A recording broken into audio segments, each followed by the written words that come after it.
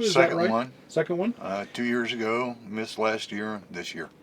Right. And 2 years ago, you were in your SUV, if Yep. memory serves, in a Saturn trailer. Outlook had a big tarp and a 6-man tent. So I unloaded everything out of the SUV into the tent and slept in the SUV, and basically lived during the daytime in the tent. And worked out okay, but you got to like always sitting down because you can't stand up. No, yeah, absolutely. And so you got a little more room A this little year. bit, a little Yeah. bit. And so tell us about what you're in this year. This is a 1996 International Bluebird school bus, a mid-size they would call it. It's not the longest, it's not the little shorty, it's a mid-size. Originally had 14 seats in it. I think they call it a 7-window, if some go by that. It's 28 feet bumper to bumper. It's 7.5 feet wide inside, 8 feet wide on the outside. Actual living space inside is about 20 feet from the back door to the back of the driver's seat. So 7.5 by 20. And why did you choose a school bus? To be real honest, Bob, I didn't choose a school bus. I actually went to an auction hoping to buy an F350 extended length Ford van. Bidding on said van sort of went right through the sky. and I walked outside. The guy had bought this bus. They'd auctioned it just before the van. I saw him sitting in the bus. I went over, and of course the bus at that time looked absolutely brand new. They just painted it. It looked like it just rolled off the showroom. So I stuck my head in the door, and I says, "Hey man, how you like your new bus?" He says, "Man, I don't know anything about diesels. I run the batteries dead. I can't even get it cranked." So I says, "Well, they can jump it off." Says, "So, how you like your bus?" He says, "Man, my wife is going to absolutely kill me. I come home with this bus." I says, "So, what are you going to do with it?" He says, "I don't know. Take the tires and wheels off, put on blocks, make a shed out of it." I says, "Man, does that mean you might be interested in selling your new bus?" He says, "Would you buy?" I says, "Well," I says, how much?" He says, "Well, I bid $1,550. I got to pay the auctioneer 10%. He says, "Would you give me $1,750?" I says, "Man, you just sold your bus. Come on." So we went and did the paperwork, and I drove it home. So, so much for the van. and I definitely didn't plan on buying the bus. I went online on Facebook to post that, started to say, "Holy crap," it's actually something else. And I thought, well, no, wait a minute. Tennessee, Kentucky, Bible Belt. I'd never hear the end of it from the friends and family. It says, "Holy Hannah, a school bus." And it stuck. So now she's Hannah. Hannah it is. And so what do you think now? How long's that been? A year now? That was actually November of 2015. Well, that was a long time ago. And I came to the 2016 RTR in my SUV because at that point all I did was have the seats and the floor stripped out of the bus. Came to RTR, met a lot of great people. A lot of great people. Decided that this was definitely doable. Went back home, spent a year and a half stripping and building the bus. She's not beautiful. I didn't do anything really fancy, just simple and practical. She's got completely redid the floor. She got a 3/4 inch plywood floor. No insulation in the floor. She's got a 1-inch polyiso foam board in the walls, plus the 3/4 inch plywood wall. Didn't do the ceilings because they're riveted, and they're stainless steel rivets. I run 2 titanium bits trying to do 1 rivet. And I said, well, guess I'm not doing the ceiling. The walls from the wheel wells back all have reflectix in the windows. They were painted Are you concerned about the mechanicals of a school bus, of it breaking down, of finding repairs on the road, expensive repairs? So far, when I very first got it, it had a high pressure oil line on top of the engine that was bad. International wanted $300 for that hose, and I went to a junkyard and I got the long one and the short one. There's two of them for $10 each. So problem solved there. It had one relay that went out at some point when I was driving it around, kind of test driving it back to Tennessee, was $30. The only other problem is coming out here. It started. It'd be driving along, it just cut off. I put it in neutral. Turn the key off, wait a sec, turn it on, let the lights clear, and fire it right back up. But my mechanic friend back in Tennessee told me what to check for, and it turns out it was the cam position sensor, which is $30 at O'Reilly's or Napa, most anywhere. And I stopped and got one of those in Lake Havasu City, and then it took me 3 hours to change it because it's right on the crankshaft on the front of the engine. You can see it from underneath, but you can't get to it. And you can get to it from the top, but you can't see it. So it's one of those where you got to feel your way around and basically change it in the dark. But 3 hours, and I managed to get it changed. She fired right up and hasn't missed a lick since. So it's the Ford International 7.3? Actually, it's the International, but it's the exact same engine as the Ford Power Stroke 7.3 liter. And so you're not full-timing. You still have a house in... No, I'm full-time. Oh, you are full-time now? I'm full-time. Oh, okay. I was actually living in my uncle's machine shop. He had a couple of 10 by 10 foot office spaces in the shop, and I lived in that while I was building the bus, and then once the bus was finished, I moved into the bus. So I've actually been living in the bus since May the 1st of last year. So one of the considerations that anyone should consider when they're thinking about a school bus or any kind of a commercial vehicle, a box van, a box truck, step van, etc., is insurance and getting this registered as a commercial vehicle or as an RV. How did that work for you? I had no clue. I originally thought that I would buy it, at auction, take it back to Texas, and get it registered there.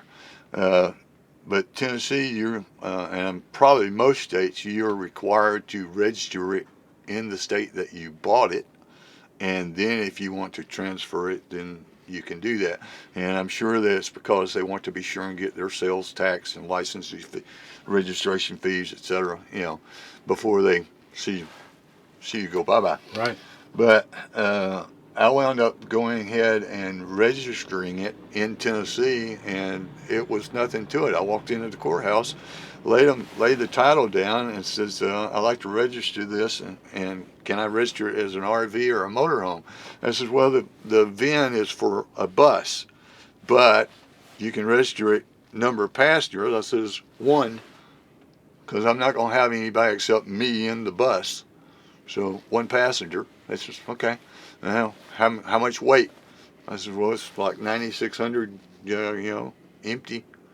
And I might be towing a trailer with an SUV or a motorcycle, so, add 6,000 or 7,000. So we registered it for 16,000 pounds. They gave me a license plate. As far as insurance,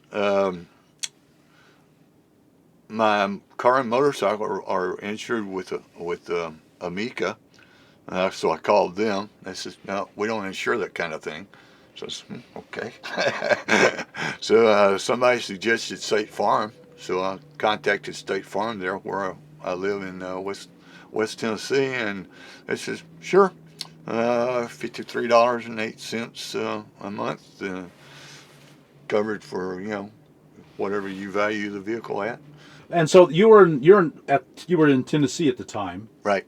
And Tennessee and a lot of people choose Tennessee as full-timers for a number of reasons, and one of them being how easy it is to get a commercial vehicle relicensed as a non-commercial vehicle. I mean, so simple. I couldn't believe it. Folks, I just want to let you know, and there's a reason I brought that up, is that many states make it extremely difficult, essentially impossible.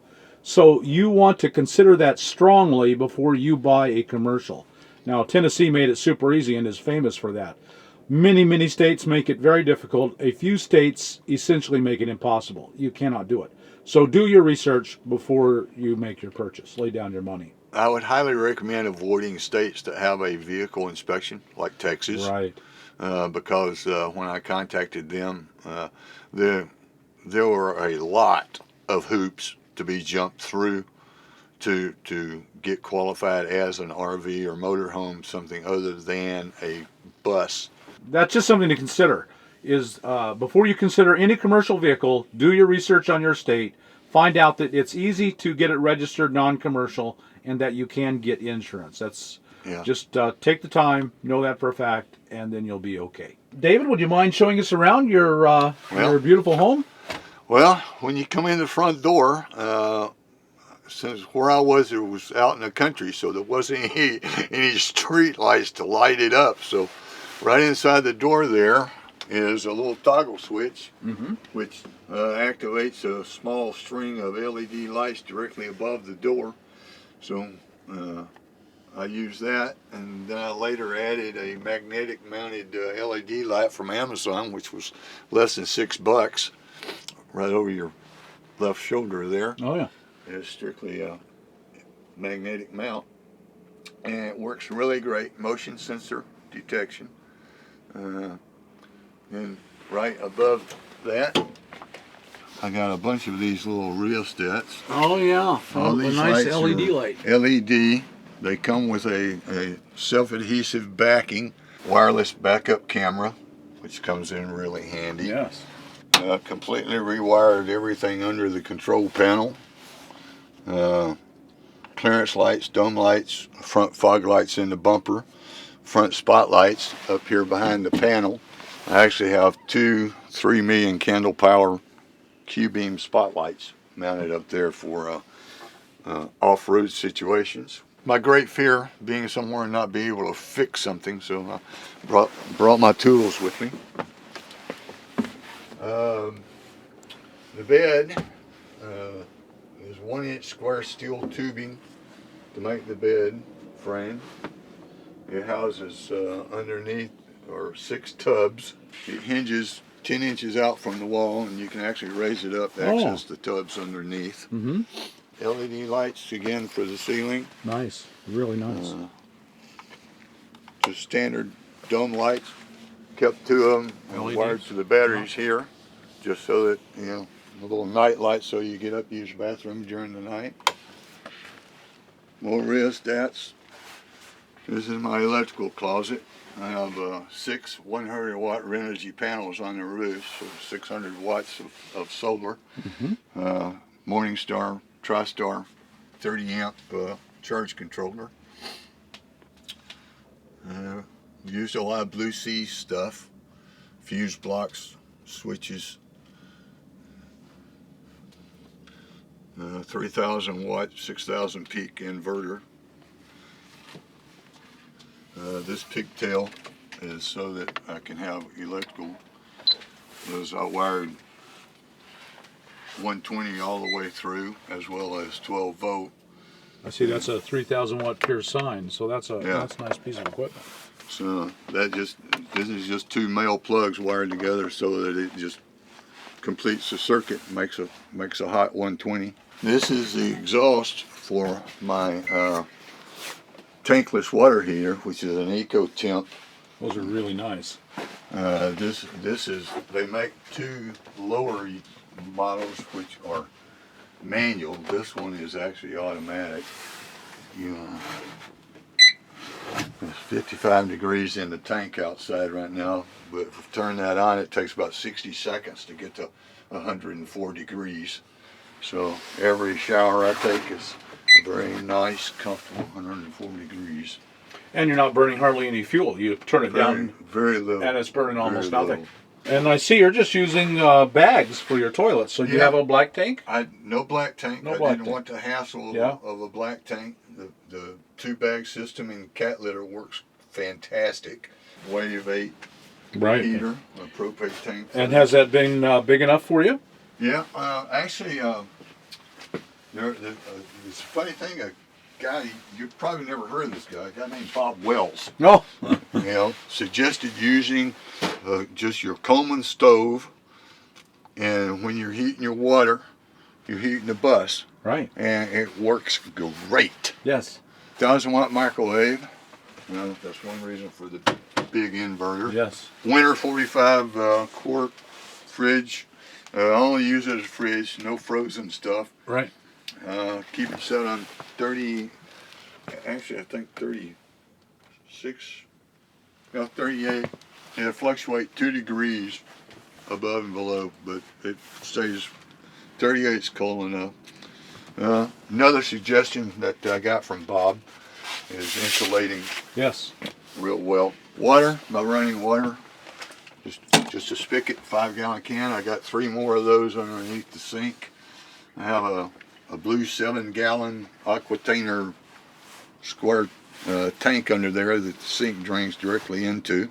Underneath the bus is a 48-gallon freshwater tank, which I have plumbed with a 12-volt auto shut-off sure flow pump, which actually pumps it all the way up across the roof and back down to the water heater. Nice desk.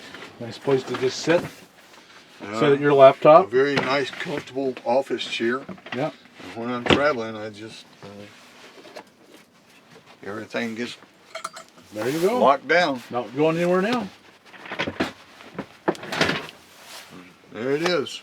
That's- She's ready to rock and roll. You bet.